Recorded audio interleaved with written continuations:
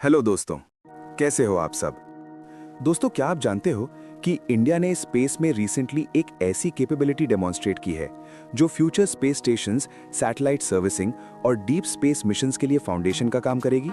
हाँ जी दोस्तों, 16 जनवरी 2025 को इसरो ने सक्सेसफुली 2 स्पेसक्राफ्ट को ऑर्बिट में डॉक किया और 13 मार्च 2025 को उन्हें सेफली अनडॉक भी कर दिया। इंडिया के लिए ये सिर्फ एक सिंबॉलिक अचीवमेंट नहीं था, इनफैक्ट ये एक कंप्लीट टेक्नोलॉजी साइकिल का रियल डेमोन्स्ट्रेशन था। और अगर आप जेन्युइनली स्पेस साइंस समझना चाहते हो, हेडलाइन से आगे जाकर एक्चुअल कैपेबिलिटी लेवल पर, तो ये मिशन समझना बहुत जरूरी है।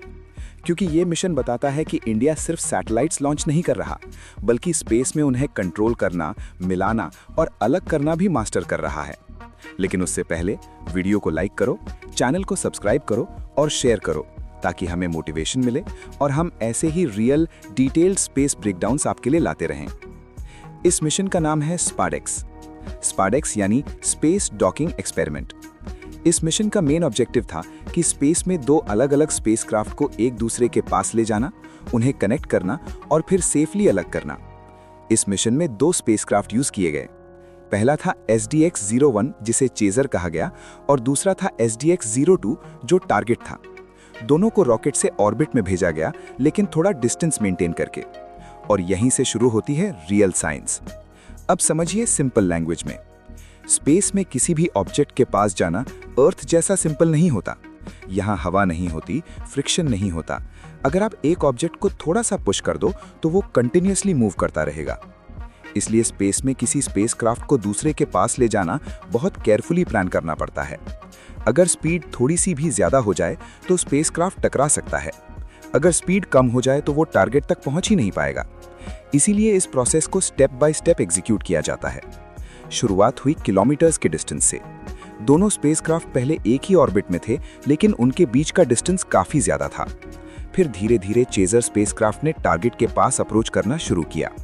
ये स्ट्रेट लाइन में जाकर कनेक्ट करना नहीं होता, इसमें मल्टीपल स्टेजेस होते हैं। सबसे पहले 5 किलोमीटर्स के डिस्टेंस पर सिस्टम चेक हुआ। देखा गया कि दोनों स्पेसक्राफ्ट एक दूसरे के रिस्पेक्ट में सही पोजीशन में हैं या नहीं। फिर 1.5 किलोमीटर्स के पास आते ही और ज्यादा केयरफुल मॉनिटरिंग स्टार्ट हुई। जैसे जैसे डिस्टेंस कम होता है, रिस्क बढ़ता है। इसलिए हर स्टेज पर सिस्टम हेल्थ चेक किया गया। 500 मीटर्स, फिर 225 मीटर्स और फिर फाइनल स्टेजेस आए, 15 मीटर्स और लास्ट में सिर्फ 3 मीटर। सोचिए, स्पेस में 2 ऑब्जेक्ट सिर्फ 3 मीटर के डिस्टेंस पर और दोनों हाई स्पीड से अर्थ के अराउंड घूम रहे हैं। यहाँ सबसे इंपॉर्टेंट चीज होती है रिलेटिव स्पीड कंट्रोल। मतलब स्पेसक्राफ्ट को ये कंट्रोल करना होता है कि वो टारगेट के कंपैरिजन में कितनी स्पीड से मूव कर रहा है। ये सब ऑटोमेटिकली किया गया। कोई एस्ट्रोनॉट जॉयस्टिक से कंट्रोल नहीं कर रहा था। स्पेसक्राफ्ट के अंदर सेंसर्स और कंप्यूटर सिस्टम्स लगे थे जो कंटिन्यूअसली डिस्टेंस और पोजीशन मेजर कर रहे थे। उन्हें ये पता होना चाहिए था कि वो अर्थ के अराउंड कहाँ है और साथ ही ये भी कि टारगेट स्पेसक्राफ्ट के कंपैरिजन में कहाँ है। इस टेक्नोलॉजी को कहते हैं ऑटोनॉमस रॉन्डेवू कैपेबिलिटी और इसी कैपेबिलिटी को टेस्ट करना मिशन का मेन गोल था। हर स्टेज पर अप्रोच पॉज किया गया, सिस्टम्स चेक किए गए, फिर नेक्स्ट स्टेप अलाउ किया गया। फाइनली जब अलाइनमेंट परफेक्टली मैच हुआ, डॉकिंग मैकेनिज्म एक्टिवेट हुआ और दोनों स्पेसक्राफ्ट फिजिकली कनेक्ट हो गए। ये एक हिस्टोरिक मोमेंट था। इस अचीवमेंट के साथ इंडिया दुनिया का 4th कंट्री बना जिसके पास डॉकिंग कैपेबिलिटी है। लेकिन डॉकिंग सिर्फ 2 स्पेसक्राफ्ट को जोड़ देना नहीं होता। कनेक्शन स्टेबल होना चाहिए, स्ट्रक्चर सेफ होना चाहिए, सिस्टम्स प्रॉपर्ली कम्युनिकेट करने चाहिए। डॉकिंग के बाद दोनों स्पेसक्राफ्ट एक सिंगल यूनिट की तरह बिहेव कर रहे थे। इस स्टेज पर एक और इंपॉर्टेंट टेस्ट किया गया। Electrical power transfer capability test हुई। मतलब एक स्पेसक्राफ्ट से दूसरे स्पेसक्राफ्ट को पावर सप्लाई की गई। फ्यूचर स्पेस स्टेशन मिशंस के लिए ये बहुत इंपॉर्टेंट है, क्योंकि अगर अलग अलग मॉड्यूल्स स्पेस में जाकर कनेक्ट होंगे तो उन्हें पावर शेयर करना पड़ेगा। स्पाडेक्स ने ये कैपेबिलिटी भी डेमोन्स्ट्रेट कर दी। लेकिन मिशन का रियल टेस्ट अभी बाकी था।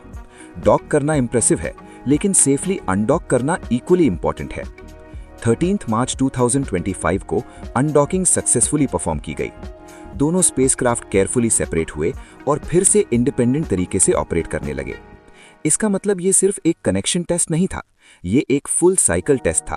अप्रोच, डॉकिंग, पावर ट्रांसफर और सेफ सेपरेशन। सेपरेशन के बाद भी दोनों स्पेसक्राफ्ट स्टेबल ऑर्बिट में रहे। ये प्रूव करता है कि टेक्नोलॉजी रिलायबल है, अब समझिए इस मिशन का फ्यूचर इम्पैक्ट। अगर इंडिया फ्यूचर में अपना स्पेस स्टेशन बनाता है तो अलग अलग पार्ट्स को अलग अलग लॉन्चेस में भेजना होगा, फिर उन पार्ट्स को ऑर्बिट में जाकर कनेक्ट करना पड़ेगा। एग्जैक्टली वही कैपेबिलिटी जो स्पारडेक्स ने टेस्ट की। सैटेलाइट सर्विसिंग के लिए भी डॉकिंग जरूरी है। अगर फ्यूचर में किसी सैटेलाइट को रिपेयर करना हो या उसमें फ्यूल रिफिल करना हो तो एक सर्विसिंग स्पेसक्राफ्ट को उस सैटेलाइट के पास जाकर सेफली डॉक करना पड़ेगा। स्पारडेक्स ने ये फाउंडेशन रेडी कर दी है। इस मिशन में मोस्टली इंडिजिनस टेक्नोलॉजीज यूज हुई। डॉकिंग मैकेनिज्म इंडिया में डेवलप हुआ, नेविगेशन सेंसर्स इंडिया में डेवलप हुए, कम्युनिकेशन सिस्टम्स इंडिया के थे, गाइडेंस सॉफ्टवेयर इंडिया का था और सबको रियल स्पेस एनवायरनमेंट में टेस्ट किया गया। Ground control stations continuously monitoring कर रहे थे, लेकिन अप्रोच और डॉकिंग ऑटोनॉमस थी। ये एक साइलेंट लेकिन पावरफुल माइलस्टोन था। लॉन्च करना एक कैपेबिलिटी है, लेकिन ऑर्बिट में कॉम्प्लेक्स ऑपरेशंस परफॉर्म करना नेक्स्ट लेवल कैपेबिलिटी होती है।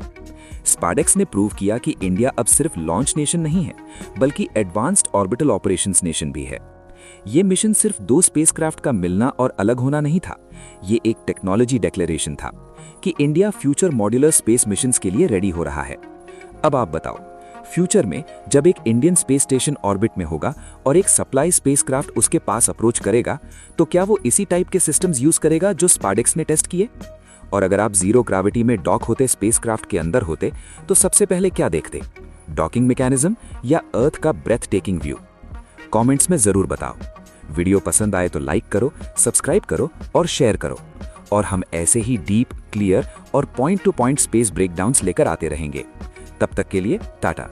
Thank you for watching.